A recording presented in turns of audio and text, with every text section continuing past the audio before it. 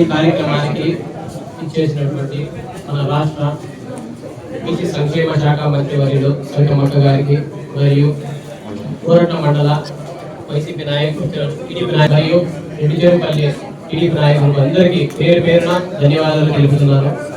ముఖ్యంగా గత 5 సంవత్సరాల నుండి వైసీపీ ప్రభుత్వంలో విధ్వంస పాలన జరిగింది. విధ్వంస పాలన అంటే రోడ్లు కావచ్చు, అభివృద్ధి కావచ్చు, ఏదైనా కానీ అన్ని గోల్మాలైపోయినాయి. రాష్ట్ర నిధులు కూడా, సర్పంచ్ నిధులు కూడా 12,000 కోట్లు దారి మళ్లించేసి గ్రామీణ ప్రాంతాలన్నీ విధ్వంసం అయిపోయినాయి. ఈ రోజు గత కుటుంబ ప్రభుత్వంలో 6 నెలల నుండి చూస్తున్నారు కదా, ప్రతి ఊరికి రోడ్డు వేసేసి ప్రజలంతా సంతోషంగా ఉన్నారు. మేము ఊర్లోకి పోతే మీ గవర్నమెంట్ ఏం చేయలేదు, ఈ గవర్నమెంట్ ఎంత బాగుంటే చాలా బాగా సంతోషపడుతున్నారు. ఇదే విధంగా సోదరు మాకు నన్ను నమ్మి పార్టీలో జాయిన్ చేసుకుంది. అక్కడికి శక్తి వంచన లేకుండా పార్టీ కోసం కష్టపడతానని అక్కడికి మాటిస్తున్నాక నేను కూడా యువకుడినే, నాకు కూడా మీరు కొంచెం సపోర్ట్ చేయండి. తప్పకుండా మీరు పార్టీ కోసం అయితే కష్టపడతాను. రేపటి ఎలక్షన్ లో కూడా కావచ్చు, ఏదైనా కావచ్చు, మీరు చెప్పినట్టు మీరు నడుచుకుంటూ పార్టీ కోసం శక్తి వంచన లేకుండా కష్టపడతానని మాటిస్తున్నాను అక్క. థ్యాంక్ యూ అక్క. థ్యాంక్ యూ అక్క.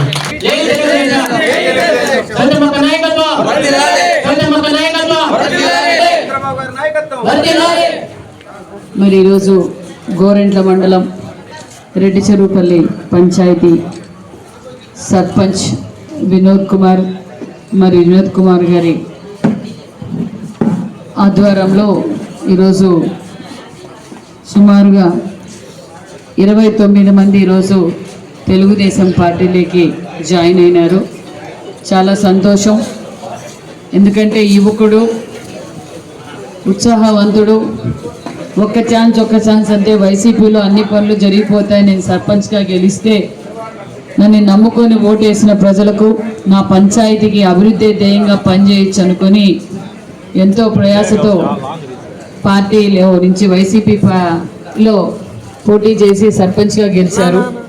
మరి సర్పంచ్గా గెలిచిన రోజు నుంచి సర్పంచ్ నిధులు కూడా రాకపోవడంతో అక్కడ ప్రజలకి తనకు న్యాయం చేసుకోలేక చాలా అవమానాలతో చాలా ఇబ్బంది పడి ఇంకా ఎన్నికల సమయంలోనే మారాలనుకున్నారు. కానీ ఆ సమయంలో నేనే కొంచెం టైం తీసుకుందాంలే, ఇప్పుడు వైసీపీ వాళ్ళని చేర్చుకున్నారు అది ఇది అంటారు, ఎందుకని నాకు వద్దు, మాకు మా పార్టీ మీద నమ్మకం ఉంది అనుకున్నాం. మరి మన మంచి ప్రభుత్వం వచ్చిన తర్వాత సర్పంచ్ నిధులు ఇచ్చిన ప్రభుత్వం ఎన్డీఏ ప్రభుత్వం. ఎందుకంటే సర్పంచులకు నిధులు వచ్చాయి.